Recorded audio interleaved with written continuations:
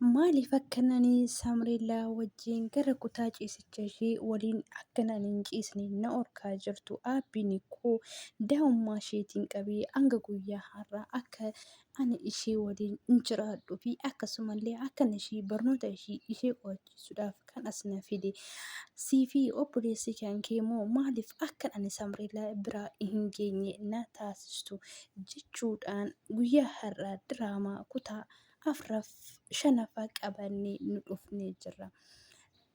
Abbiin gaafa guyyaa wanta kana dhagee fi akkan aarree fi akkan dhukkubsannee fi malee na maalechuu barbaaddee jechuudhaan itti dubbattee jechuun animmaa abbiin sa'aatii kana akka sinna orkitan hoo beekee wanti gaarii wanta ta'uu hin dandeenyedhaaf dabalataanis abbiin guyyaa muraasaa fi dhukkuba isaatiif gara biyya alaa deemee akka inni yaalamu wanta itti dubbatamee fi innis dirqama koomoo ani Saamureellaa wajjin kutaa ciisichaa isheetii fi ishii akka hordofuudha jechuudhaan itti dubbatte akka wanta hamaa hin uumamnee fi kanan jimsin jechaa jiru sitti fakkaatu. Edaa isa kanaa fi saaphoo wayiidhaa isa kana saabdeetii jechuudhaan keessa garaa isheetti haasofte isheenis ageessee lammaffaa ati Saamureellaa biratti argamtee isaan ageesse miti jechuudhaan galgala saa tokko booda ariitiidhaan gara mandumbee keetitti galtaa bakka kee bari wanti biraa garbaa fi mucaan gooftaa waliin oolu malee waliin hin nyaatan waliin hin bulan. Kanaafuu walii gallee atis boota kee beeki bakka kee bari. Kanaafuu wanta ani siin jedhe hundasaa tasgabbaa'e. Yaa ta'u malee dooftaree qaxeelee abbaa manaa ishee wayini jaalallee isheetiif bilbila bilbiltee turte. Yeroo sanitti innillee mana qumaaraa taa'ee gar tokko hiriyaa obboleettii haadha obboleessa abbaa manaa otoo Abrahaam wajjin osoo qumaara taphachaa jiru isheen bilbila isaa bilbiltee turte. Yaa ta'u malee yeroo sanitti innillee bilbila ishee kaasee dubbisuu hin dandeenye. Isheenis baay'ee tokko ilaaltii arguu hin dandeenye. Abrahaam boota inni jiruu fi boota isheen isaa bilbilaa jirtu in arga. Yaa arguu malee ishee fuulduratti isheen dooftaree qaxaleen arguu hin dandeenye. Innis sa'aatii isheenis isa bilbiltee baay'ee rakkistee innislee bilbila ishee kaasuuf hin dandeenye. Isheenis garmalee tokko aartee baay'ee ofitti gadditee ilaaltee gara kilaasii wayis demoo mana abbaa ishee yeroo deemtutti naatanis jaalallee qaxalee dooftarii irbiqaatanii nyaatamtee jirta koo qarshii kan koo kanas nyaadhe lafa naa kaayitii deemi jechuudhaan itti dubbate. Jaalalleen irbiqaatis ani eeyyani nyaatamee jira garuu immoo ammaa fi homaa harkaa hin qabu yeroo naaf kenni guyyaa naaf kennitii qarshii kee sii kenna jechuudhaan itti dubbate. Maal jettaa oduu akkana jettuuf koo qarshii 500 sirra ta'ee jira. Kanaafuu amma osoo homaan dubbatiin qarshii kan koo naa kenniti gara ciisichaa gara barbaadde deemuu dandeessa. Garuu immoo qarshii sirra jiru osoo naaf hin kennini akka asii deemtu hin barbaadu jechuudhaan garmalee tokko aaree itti dubbate. Yaa ta'u malee innis baay'ee tokko waan gaddee fi jaalalleen isaa karaarra jaajjitee waan isa eegduuf ishii bakka kaashii sii kenna jechuudhaan itti dubbate. Indi maal qabdaa naa kennitaa wanta ati qabdu koo wanti lamaanuu na harka jira kaashiin kee lamaanuu koo na harka jira. Kanaafuu isa kam naa kennita hin raafatte moo jechuudhaan garmalee tokko itti ashoofee itti dubbate. Yaa ta'u malee innis bakka ammaa fi Uumas hin jechuu hin danda'u. Bilbila koo naa kennitoo gara jaalallee kooti hin deema. Jaalalleen koo ariifannaadhaan akkan bira deemu hin barbaaddi. Kanaafuu karaarra jaajjitee na eegaa jirti jechuudhaan itti dubbate. Innis naatanis waan garmalee itti aaree fi bilbila isaa jalaa kaasee bilbila kee naaf kennitoo nan deema.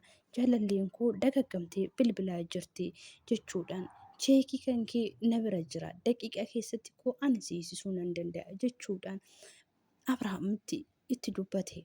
Innis yaa ta'u malee garuu moo ani siisisee ati teessee nyaata mootummaa nyaatullee silan hin barbaanneefi malee siisisuu nan danda'a jechuudhaan yeroo gabaabaa naaf kenniti siifin kaffala amma garuu deemuu qaba natti barfatee jira jechuudhaan itti dubbata.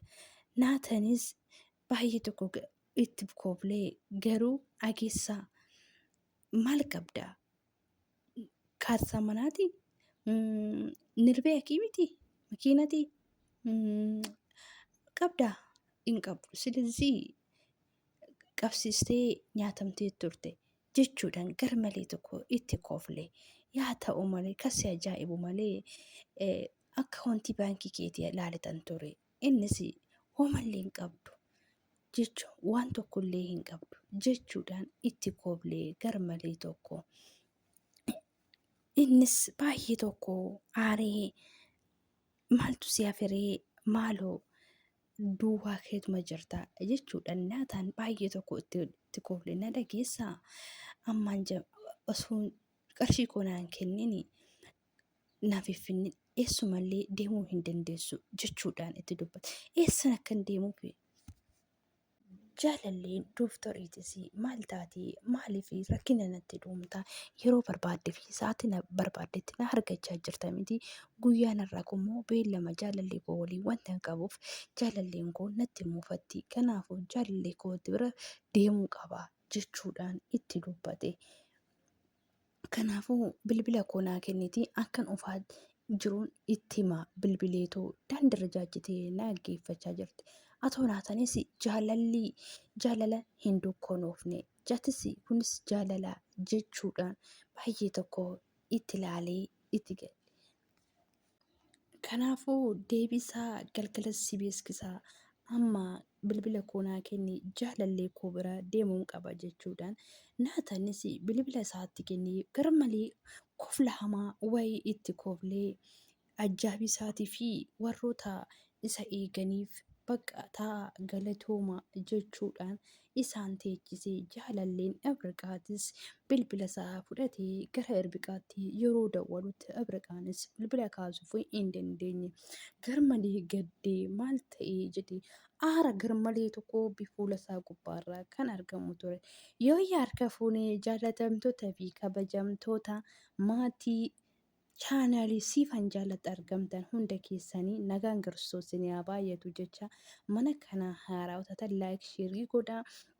Diraamaa afaan Oromootiin diraamaa garaagaraa kan baay'ee nama bashannansiisuu fi kan baay'ee nama bohaarsu kana simbiraa gahuu gargaarsa rabbii wajjin akkasumallee akka na jajjabeessitan kabajaan sin gaafadha. Yaa ta'u malee Dooftar Abriqaan garmalee tokko aartee kooflaanis gaddaanis gara mana maatii ishee deemte. Yeroo gara mana maatii ishee deemtutti abbaan ishee saaloonii taa'ee ishee eegaa jira. Isheenis obboleettiin ishee quxisuus baay'ee tokko Irbiqaa kophaa argina baay'ee gaddite. Irbiqaanis akkam oolte abbaa koo jechuudhaan gaafattee nagaa gaafatte. Abbaan Irbiqaatis amtira tokko akkamii mucaa koo bakka nagaa dhufte jechuudhaan itti dubbatte. Obboleettiin isheetis ifa wajjin maaliif jechuu keeti ifii wajjin dhufan hin jenne jechuudhaan itti dubbate. Isheenis yeroo kanatti Ibriqaan mataa ishee lafatti gadi qabde. Abbaan Ibriqaatis mucaa koo baay'ee dadhabde deemitii boqadhu jechuudhaan Ibriqaadhaaf nagaa kenneefi isheenis abbaa koo eeyyanii guyyaan irraa oolmaan koo baay'ee gaddaati baay'een dadhabe kanaafuu boqonnaan barbaada jechuudhaan gara kilaasii ishee deemte. Ibriqaanis baay'ee tokko gadditee waan jirtuuf jaalalleen ishee naatiin baay'ee tokko karaarra jaajee waan gaddu itti dubbatee bilbilaaniif bilbila kanarraa kaasuu diddeedha. Yaa ta'u yeroo kanatti narratti hin bilbilinii maaliif narratti bilbilaa bakka jechuudhaan yaada gaddaa tokko of keessaa waan qabduuf ani isheetti dubbattee ture. Yaa ta'u malee sa'aatii kana keessatti mana kana keessaa hundumaa summii fi chookoleettiitti wanta irraan kennan hin beeku ani harka isaatirraa nyaadhee jira jechuudhaan innoo baay'ee gaddite wayni ana baay'ee garuu na dhagee osoon ani siif hin bilbilin osoon ani siif hin bilbilin yeroo hin aree poolisiidhaa fi lakkoofsa koo laadhu jechuudhaan jaalallee ishiiti bilbilte.